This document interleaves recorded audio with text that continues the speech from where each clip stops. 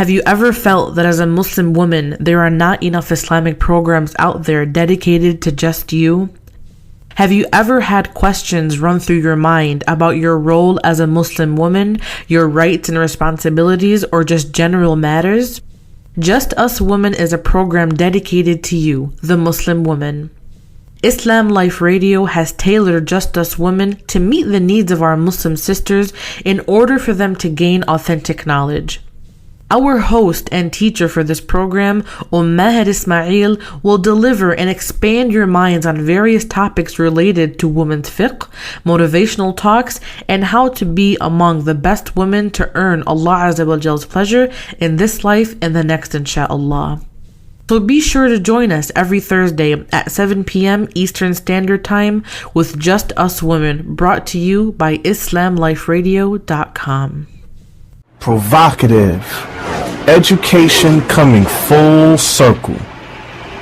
From the author of Muhammad's Role in Islam, 50 Concepts Brought by Muhammad, Holy Wars, Crusades, Jihad, Biography and Mission of Muhammad ibn Abdul Wahhab, is the host and author Jalal Abu al-Rub.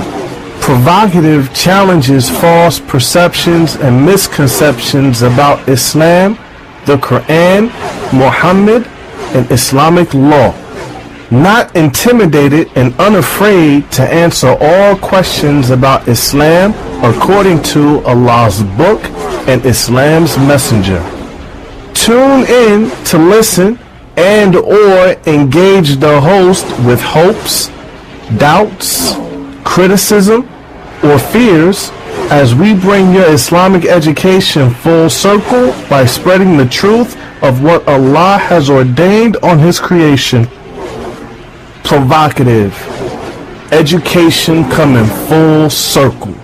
Assalamu alaikum wa rahmatullahi wa barakatuhu. Are you experiencing a difficult situation? Going through stress, anxiety, confusion, or even depression? Perhaps something's troubling you and you don't know who to ask and where. Maybe you've done a sin and you don't know how to deal with it to make everything better and redeem yourself. You might even be wanting to consider marriage and have someone in mind, but don't know how to take the matter forward in a halal way. Are you looking for advice and guidance, which is also Islamically sound and authentic? If so, then your prayers have been answered.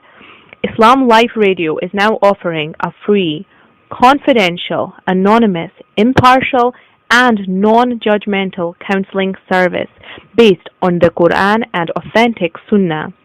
Email us now at counseling@islamliferadio.com. Bismillahirrahmanirrahim.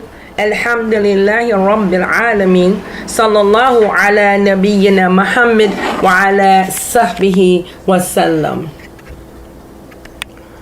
Welcome back, dear sisters, to another segment of Just Us Women. I'm so grateful to be back, offering topics to our sisters that are beneficial and informative for our development in our worship of Allah Ta'ala. Because of the recent questions I've received regarding childbirth, and I have received several, I've decided to take this discourse in discussion of childbirth in Islam, prenatal care, and beyond. So I hope that what I present will be beneficial for our sisters who are perhaps having their first child. This is their first pregnancy. And even for our sisters who may have had children before Islam but are now reverts. And we are now offering insight into the various issues from an Islamic point of view. In Surah Al-Mulk, Allah proclaims, "Blessed be He in whose hand is the dominion, and He is able to do all things." He goes on to say, "Who has created death and life, that He may test you, which of you is best indeed, and He is the Almighty and the all-forgiving." This verse, among others, establishes the purpose for which humans have been given life on earth. It also helps us understand our role as women in bringing these servants to earth. Every human we nurture and develop is being sent to earth to compete for Allah's approval and love. Therefore, our role is to raise children that will compete with each other in righteousness and exhaust every effort to please the Rabb, or their Lord. And nothing is more pleasing to Allah than singling Him out for all worship, and a child nurtured upon this Tawheed will implement and act upon his or her belief system most, if not all of the time, without even thinking about it. An environment of Tawheed will grow a muwahid, as an organic farmer will grow organic crops. As the old adage goes, you will know them by their fruits. We women have been assigned a monumental role in achieving this goal. It was narrated that Ismaa'eel ibn Yasar radiallahu anhu said, a man came to the Prophet sallallahu alaihi wasallam and said, I have found a woman who is of good lineage and beautiful, but she cannot have children. Should I marry her? He said, no. And then he came to him a second time and he told him not to marry her. And then he came to him a third time and he said, marry the one who is loving and prolific, meaning she could bear many children. For I will be proud of your large numbers before the nations. So again, he encouraged him to marry the woman who could bear many children, the fruitful woman. So as mothers, we make a huge contribution to this great nation that will be a source of pride for our blessed messenger on the day of resurrection, or the day of resurrection. And therefore, when considering the great role we play, it will come as no surprise to see the status of the woman who dies while pregnant or during childbirth. In fact, dying while pregnant or during childbirth is considered a sign of a good end. Anas ibn Malik radiallahu anhuma said, the messenger of Allah sallallahu alaihi wasallam said, when Allah wills good for his slave, he uses him. They said, how does he use him? He said, he guides him to do good deeds before he dies. What greater deed is there than bearing the responsibility of raising a child with firm intention to please Allah Jalla wa Ala? If a woman dies as a result of childbirth or when she is pregnant, she achieves martyrdom, one of the highest levels the slave can attain in Islam. In one hadith, our blessed Prophet sallallahu alaihi wasallam said, a woman who dies with child is a martyr, meaning that she dies with a child in her womb. And in another hadith, the Prophet alayhi salatu wasalam said that a mother who dies in pregnancy will be dragged into paradise by her infant with his or her umbilical cord. This particular hadith was documented by Imam al-Albani in Kitab al-Janaiz. And Imam Ahmed stated that Ubadah ibn As-Samit said, the messenger of Allah sallallahu alaihi wasallam told us about the martyrs and mentioned among them a woman who is killed by the child in her womb attains martyrdom. Again, a woman who is killed by the child in her womb attains martyrdom, and her child will drag her by his umbilical cord to paradise. Scientists have talked about the amazing ability of the embryo or the fetus to grow from a fertilized egg into a full developed human being.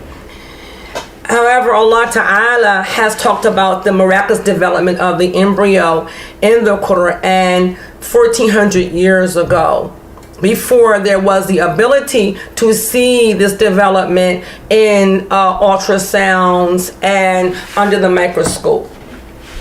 In Surah Az-Zumar, Allah declares, He creates you in the wombs of your mothers, creation after creation, in 3 veils of darkness.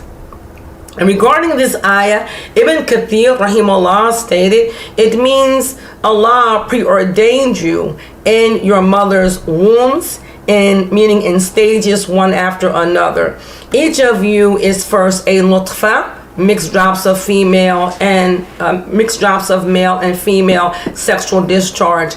Then it develops into an alaqa, which is a leech-like clot, and then into a mudgha, and this is the formed, chewed up morsel of flesh. And then he is shaped and formed with the development of bones, flesh, nerves, and veins. And afterwards, the soul is blown into him, and he becomes a different creation. So the term in this ayah, fi dhulumatin thalath, meaning in 3 veils of darkness, means in the darkness of the womb, the darkness of the placenta, which blankets and protects the child, and the darkness of the belly. Ibn Kathir rahimahullah said that this was the view of Ibn Abbas radiallahu anhu, Mujahid, Ikramah, Abu Malik, Ad-Dahhak, Qatada, As-Suddi, and Ibn Zayd. Elsewhere, Allah describes the development of the embryo in stages, as we find in Surah Al-Hajj, where he says, as is interpreted into English, O mankind, if you have doubt about resurrection, consider that we have created you from dust, and then from a nutfa, and then from an alaqa, again the leech-like clot, and from a mudgha, the chewed up morsel, formed and unformed, in order that we may manifest our omnipotence to you. And we cause whom we will to rest in the wombs for a determined term. Then we disburden the wombs of you as a newborn baby. And in Surah Al-Mu'minun, he states, and indeed we brought man into being from an extract of clay, water, or soft earthly matter. Thereafter we created him from a nutfa, which we embedded in a safe, secured lodging, meaning the womb. And then we made the nutfa develop into an alaqa, again the leech-like clot. And then we made the alaqa into a mudgha, again that chewed up morsel.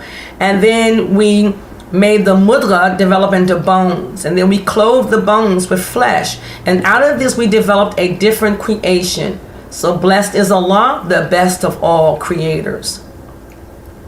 Regarding the statement, then from a clot and then from a little lump of flesh, Ibn Kathir rahimahullah stated, if the nutfa establishes itself in the woman's womb, it stays like that for 40 days. Then more material is added to it, and it changes into a red clot by the leave of Allah. And it remains like that for 40 days. Then it changes and becomes a lump of flesh, like a piece of meat with no form of shape.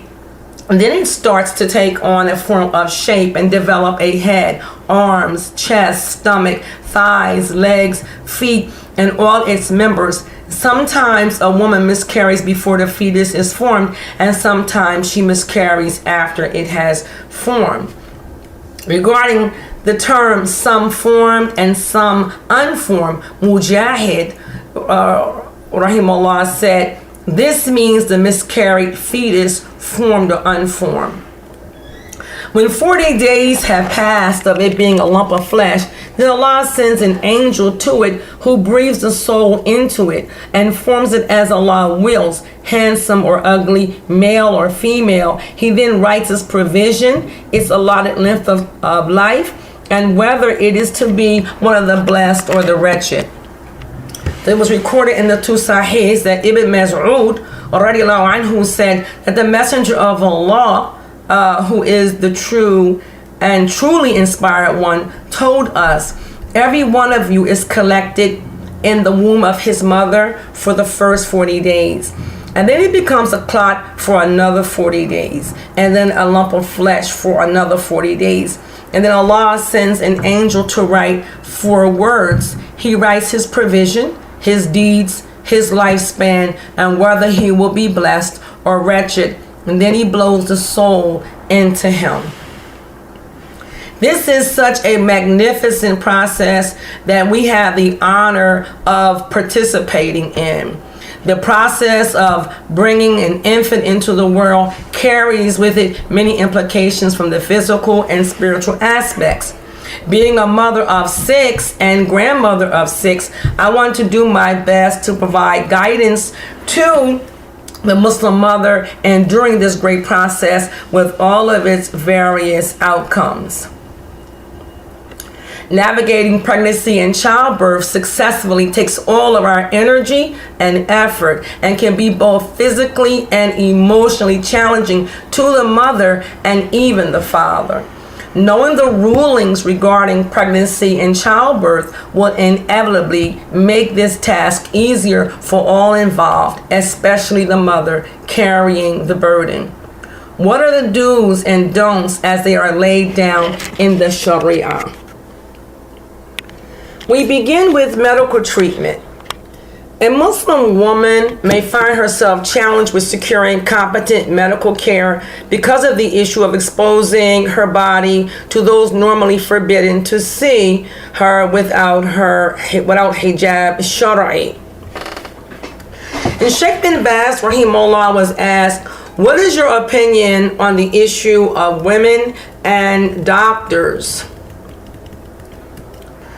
And the advice for Muslim sisters and parents concerning this matter. Alhamdulillah, he responded, undoubtedly the issue of women and doctors, and this means male doctors, is an important matter. And in fact, it causes a great deal of trouble. But if Allah blesses a woman with taqwa, meaning piety and insight, then she will take precautions and pay attention to this matter. She should not be alone with the doctor. She should not be alone with the doctor, and the doctor should not be alone with her. The authorities, and he's talking about the authorities in Saudi Arabia, he said the authorities have issued orders and directives stating that this is not allowed. Women must also pay attention to this matter and should try to see competent female doctors. If they find a female doctor, then praise be to Allah, and there is no need for a male doctor. But if a woman needs to see a male doctor because there are no female doctors, then the case of necessity. So again, in the case of necessity, there is nothing wrong with her being examined and treated by him. He went on to say, this is one of the things that are permitted in the case of necessity. But if she has to uncover part of her body, then she should not do that if she is alone with the doctor, again, the male doctor. Rather, it should be in the presence of her mahram or husband. He continued, if it involves uncovering something ordinary like the head, and the head, hand, or foot, etc. And if her aura must be uncovered, then she should have her husband with her if she is married, or another woman, which is better and is more on the safe side, or there should be 1 or 2 nurses present. But if another woman apart from the nurse can be with her, this is better and is more on the safe side and more removed from suspicion. But he said, as for being alone with the doctor, this is not permitted.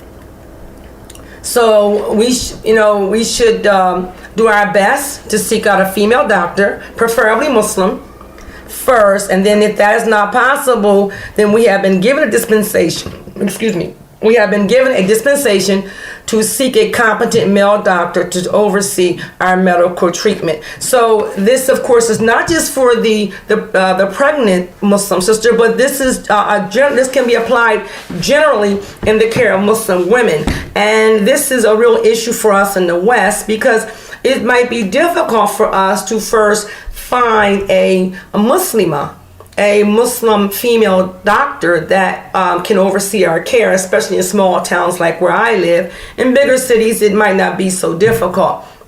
So if you're not able to find a Muslimah, then we've been given permission to seek out a non-Muslim female doctor. And then if that is not the case, then worst case scenario, then she may very well have to be seen by a male doctor. But we really should do our very best. And I do reiterate that. We should do our very best. And I want to say that to our revert sisters, because when we come into Islam, we may have already had a male doctor who was overseeing us, because that's not an issue for us coming up in a non-Muslim society. However, once we embrace Islam, then things have changed for us, and we have to be aware of these issues, and we have to be careful and fear Allah, like the Sheikh said, having taqwa. So we don't just continue the care with a male doctor without first seeking out competent female doctors. And even in the small town where I am at, I've been able to find, alhamdulillah, female doctors to oversee my medical care, and even the care of OBGYN. And that is even more important than just your regular general practitioner. You know, if you're going to start exposing your private parts, then we really should be aware of what we're doing, and should be seeking out a female doctor to handle that for us. And certainly Allah is the best to guide. So again, we're talking about medical treatment here. So we now look at ultrasounds, and ultrasounds have become part and parcel of today's prenatal care. With it, doctors are able to see any developmental issues that the embryo may have. The medical community has also been given the ability to see the sex of the child once the child has developed sex organs. This presents happiness in some cases and serious issues in others. Some people are even going as far as having an ultrasound so that they can determine if they want to continue the pregnancy based upon the sex of the child. And we know that there are some serious issues even today where, you know, even in the West, people just may prefer to have one sex or the other, and they many times favor boys. And we know that even in China, this is a very serious issue of having girls. So, you know, we want to consider this and how it affects us as Muslims. So what is the permissibility of having or using ultrasounds to choose the sex of the child? In the following statement, the Islamic Fiqh Council has issued a statement regarding the issue of choosing the sex of the fetus. And so it was stated, praise be to Allah alone, and blessings and peace be upon the one after whom there is no prophet, our Prophet Muhammad, and upon his family and companions. To proceed. The Islamic Fiqh Council, belonging to the Muslim World League, in its 19th session held in Mecca al-Mukarramah, the 22nd through the 27th Shawwal of 1428, which coincides with November 3rd through the 8th, 2007, examined the issue of choosing the gender of the fetus. After listening to the research that was presented, consulting specialists, and a great deal of discussion, the council affirms that the fiqh principle for the Muslim is to accept the will and decree of Allah and to be content with whatever children Allah blesses him with, whether they are male or female. And he should praise Allah for that, as the choice of the Creator is best for us. May he be glorified and exalted, chooses. In the Holy Quran, there is criticism of the people of the Jahiliyyah for not accepting and being content with the child if it was female. And Allah has stated as it is interpreted. And when the news of the birth of a female child is brought to any of them, his face becomes dark and he is filled with inward grief. He hides himself from the people because of the evil of that whereof he has been informed. Shall he keep her with dishonor or bury her in the earth? Certainly evil is their decision. The council went on to state, there is nothing wrong with the person wanting a child to be male or female based on the fact that the Holy Quran refers to the supplication of some of the prophets asking that they be blessed with a male child. In light of that, the council has determined the following. First, it is permissible to choose the gender of the fetus by natural means, such as following a certain nutrition plan, chemical washes, and choosing times for intercourse according to the time of ovulation, because these are permissible means and there are no reservations about them. And again, there are no reservations about them. Second, it is not permissible to use any kind of medical intervention.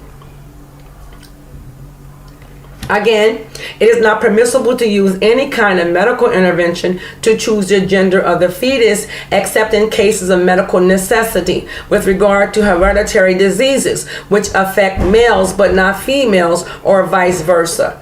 In that case, intervention is permissible, subject to established Shari'i guidelines, so long as that is done on the basis of a committee or specialist doctors consisting of no less than 3 doctors of good character who produce a medical report stating that the case calls for medical intervention so that the fetus will not be affected by the hereditary disease. Then after that, this medical report should be submitted to the Department of Issuing Fatwa so that they may issue a ruling as they see fit in that case. Third, it is essential to establish watchdog committees that will keep a close watch on hospitals and medical centers which carry out such procedures in Muslim countries, so as to prevent any practices that may go against the content of the report. In Muslim countries, official bodies should set up systems and guidelines to achieve this. And then they stated, may Allah send blessings and peace upon our Prophet Muhammad and his families and companions. So there we have it. We really should not be undergoing ultrasounds, because that's what we started out talking about. We really should not be undergoing ultrasounds just to find out the sex of the child, to either carry it or abort it. And we want to be careful of that. In the case of abortion, these issues we will discuss at a later time. But just for the sake of this discussion here, ultrasound should not be used to just to find out the sex of the child. And if a father finds out that he is carrying a girl, his wife is carrying a girl, then he should not take it as bad news, but he should remember that the Prophet alayhi salam had girls that survived. He had 4 daughters that survived. And in Allah's wisdom, Allah decreed that he would have girls that would survive and grow into womanhood. And he did not allow the boys to survive. And this is a great wisdom of Allah Ta'ala to dispel this whole it's just awful outlook of females, and it being a bad thing to have females. And in fact, husbands are being encouraged to raise girls because of the benefit that and the reward that they will receive for raising girls in Islam. So that's just the wisdom that Allah, and you have to just wonder at Allah sometime and what he has decreed for us, and the wisdom behind it and our understanding that here the Prophet ﷺ ended up with girls, subhanallah. And that again is to show men the beauty and the reward of raising females, and to dispel this jahiliyyah concept of it being a bad thing to give birth to females. Now, a pregnant woman's body undergoes many changes, and she experiences sensations that she may not outside of pregnancy. Anyone who's pregnant knows this. Our bodies undergo so many changes. Some we like and some we don't like. And while there may be foods that she absolutely loved before pregnancy, she will now despise them while pregnant. Another phenomena is cravings, and anyone who has experienced pregnancy more than likely has experienced this cravings. Almost all expectant mothers experience cravings for an unusual dish during pregnancy, and Allah knows best why this is so. And there is no harm in satisfying these cravings as long as the food being craved is permissible in the Sharia. So I remember movies, watching movies where the expectant mother is going crazy over some crazy food that she has to have, and there's always pickles, and the husband has to go out in the middle of the night and go finding these pickles for his pregnant wife. And so this is what is meant by these cravings. And there's an old wives' tale that birthmarks are caused by unsatisfied cravings.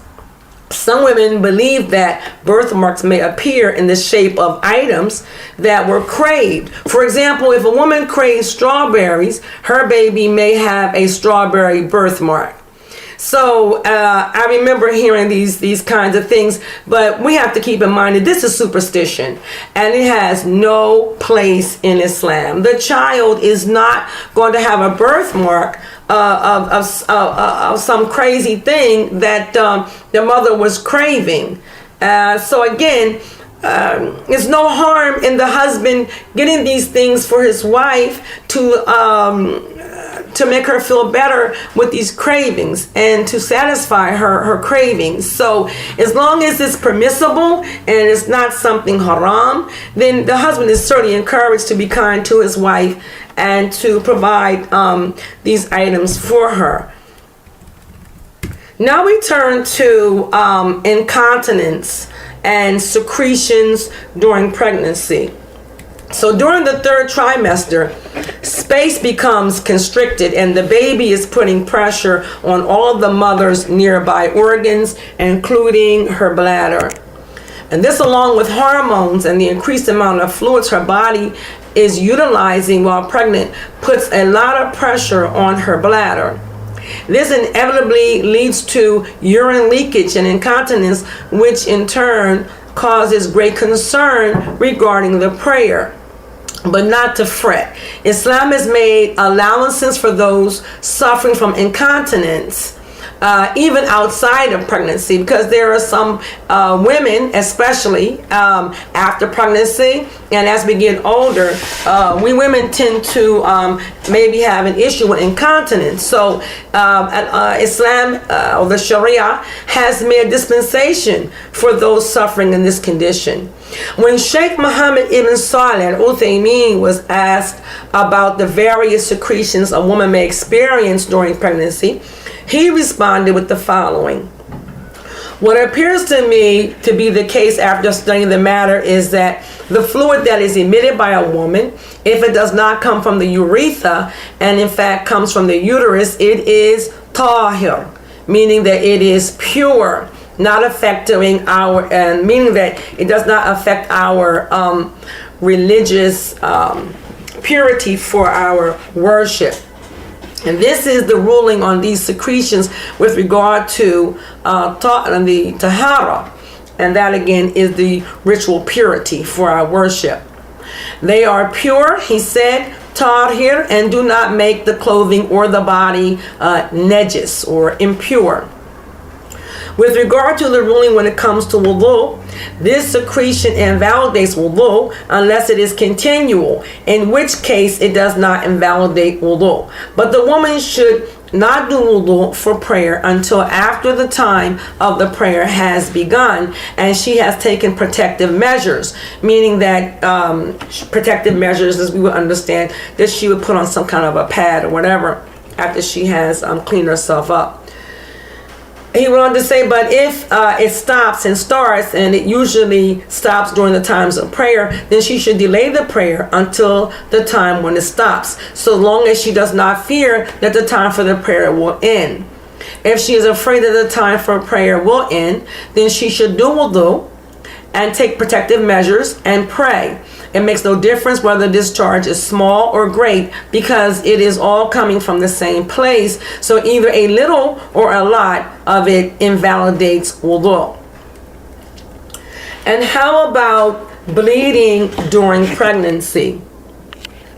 Some scholars believe that women do not menstruate during pregnancy. However, Sheikh Uthaymeen, rahimahullah, stated, if a pregnant woman experiences persistent bleeding that comes at the time of the month when she usually menstruates and looks like menstrual blood, then it is most likely to be menstruation, and she should stop praying. Again, she should stop praying, fasting, etc.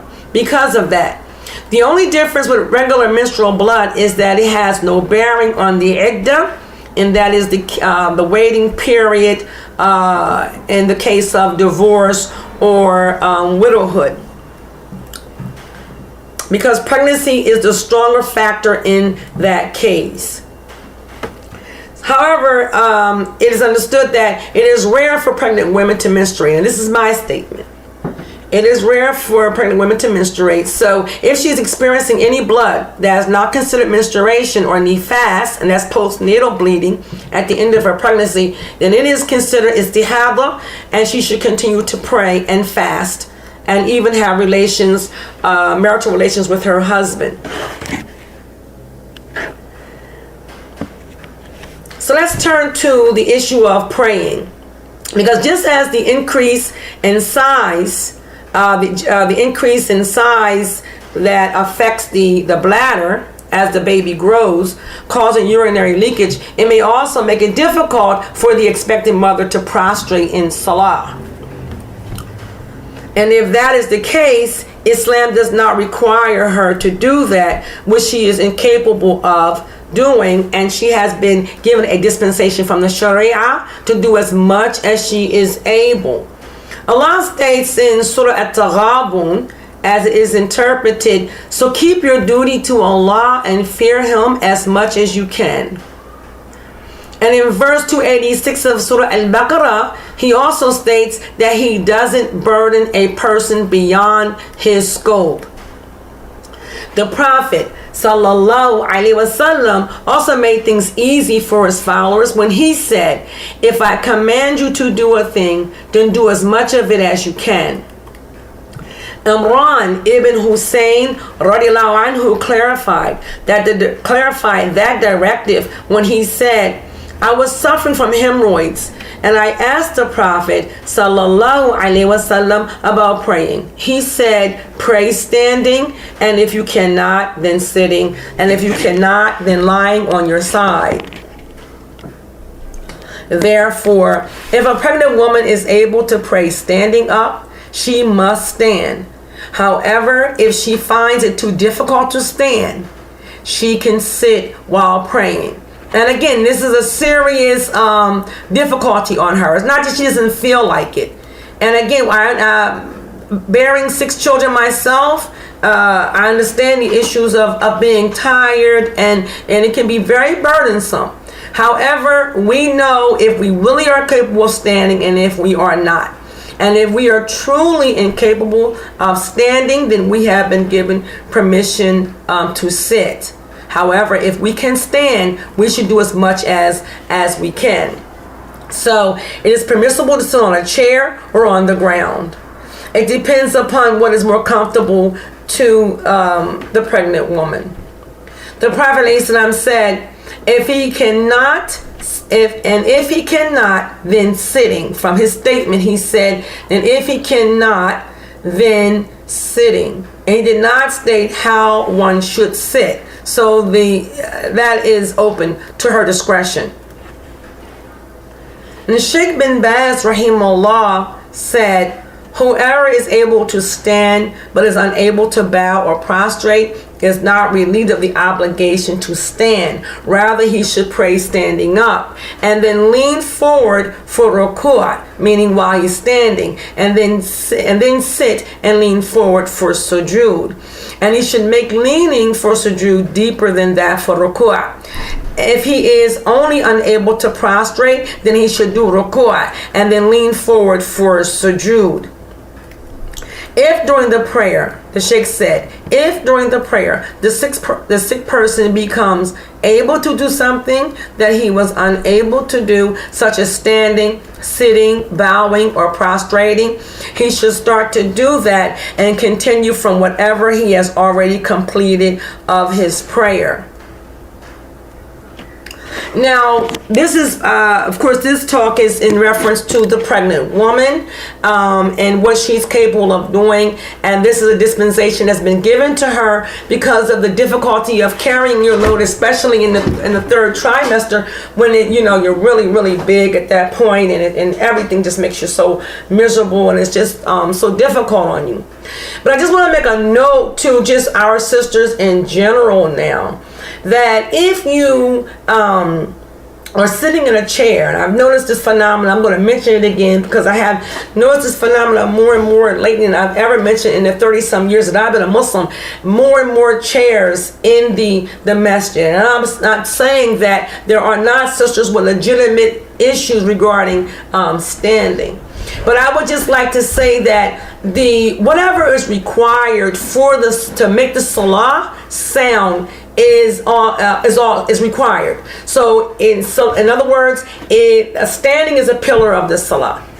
Ruku' is a pillar of the salah. These are or rather standing is a pillar of the salah. So this is a very important matter, and we cannot just negate standing just because we are too lazy to stand. I want to just remind my sisters to be careful. And it's so easy that once you see one person with a chair, then you pull up a chair, and if there's no real understanding about of the pillars of the salah and how important they are, then it's easy to make these mistakes. So that which is required to make the salah valid is a requirement. So if you've put on a few extra pounds, sisters, and I know this is touchy and I don't want to, offend anybody. However, it must be stated that if you've put on a few extra pounds and it's making salah difficult, or standing difficult, or ruku or prostrating difficult, then it really is incumbent upon you to work out. Get some kind of a program, whether it's in your home and you are working out, or you're walking in such a way that doesn't cause you any issues in the streets, because we want to be careful of how we behave in the streets. But if we can go with our mahram to a track and walk, or some other facility with our mahram or someone with us and walk, or some other physical exercise that will get that extra weight off of us so that it will not interfere with our salah, it is incumbent upon us to do that. And I don't want to offend anyone. I'm not thinking about anybody in particular, so don't inbox me and you said this or that. I did not have anybody in mind when I said this. But I'm noticing that there are an awful lot of chairs in the masjids now, with women lined up praying in chairs. And so if you don't have a doctor's excuse, a reputable doctor to say to you, your knees are really bad, then you should be standing. And if it's just a weight issue, you need to handle that issue so that on Yom Al-Qiyamah there will not be anything in your way for what you're going to be seeking. And that's every blessing and every reward that you can get your hands on. So let's not shortchange ourselves. And if we need to do a couple of exercises, if we need to lay off the Twinkies or whatever the case may be, and I don't know, we all have our weaknesses, and this is not a judgment on anybody. I'm just saying that the salah is most deserving of our protection, because on Yom Al-Qiyamah it will be one of the first matters that is dealt with, and we don't want to get up there shortchanged. May Allah make this easy for all of us, and in particular for our pregnant sisters who are trying to endure the burden that she is carrying. So let's now look at cultivating your infant's spiritual development while in the womb. While your infant's physical development is an utmost priority, his or her spiritual development will lay the foundation to their success in this life and the next.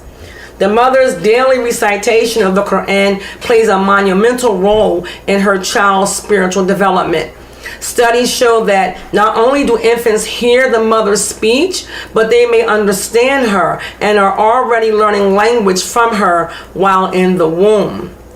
In 7 Ways to Bond with Your Preborn Baby, it states, prenatal researchers believe that from at least 6 months of pregnancy onward, the preborn baby is aware of and influenced by what's going on in the outside world. One more time. They believe that from at least 6 months of pregnancy onward, the preborn baby is aware of and influenced by what's going on in the outside world. It was also mentioned that an infant hears through its bones.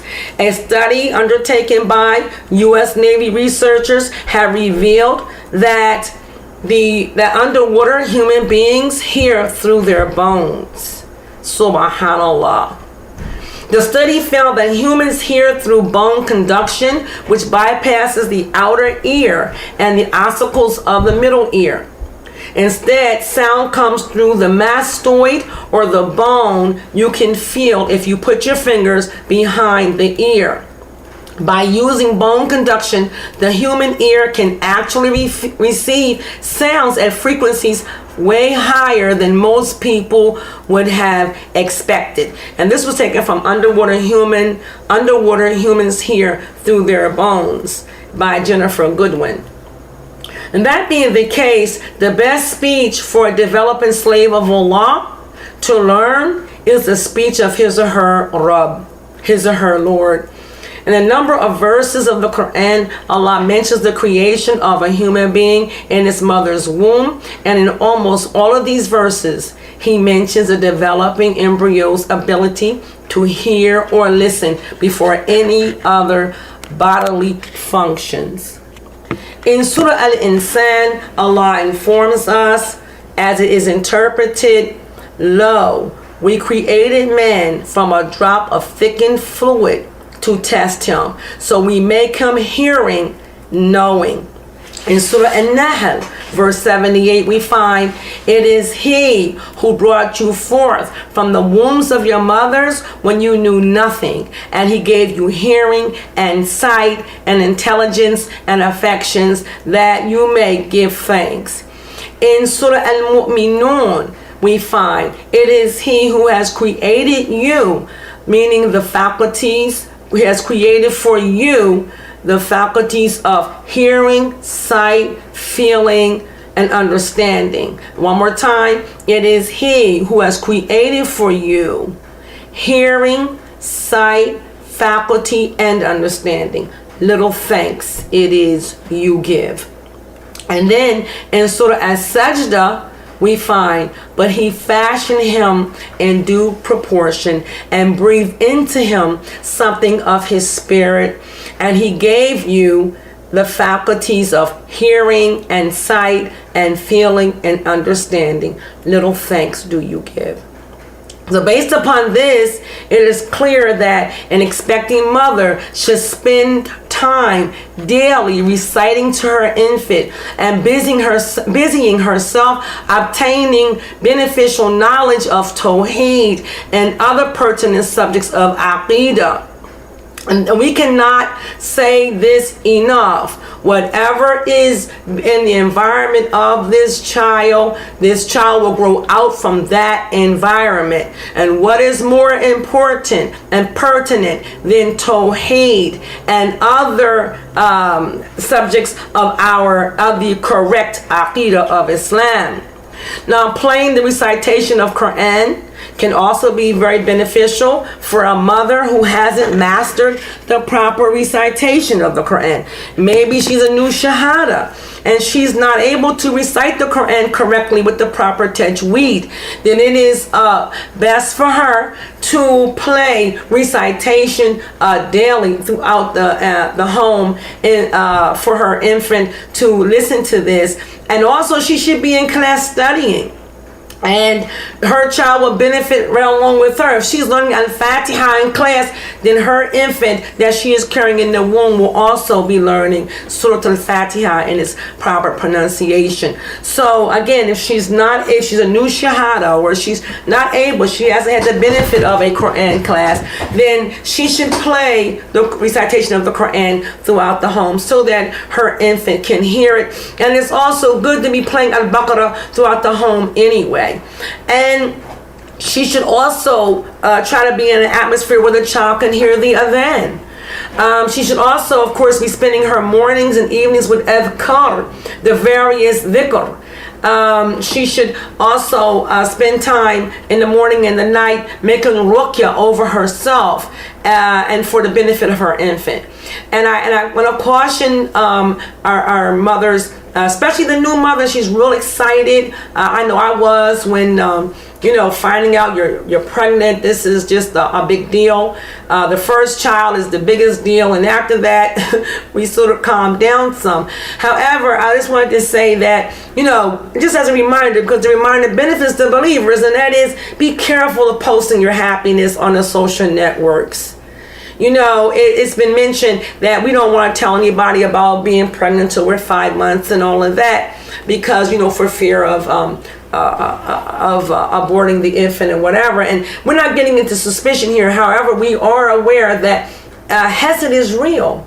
Hesed is very real. So, and it could affect you. It could affect the infant that you're carrying in your womb. So, just as a precaution, one more time, because the reminder does benefit the believers, and that is, you might, you're excited and you're joyous and so forth, but you got, if you got 50 friends, 100 friends, 1,000 friends, and every eye can focus on your stomach. You're posting every picture every month, and you're talking about, going to the doctors and all these kind of things, and I know you're excited.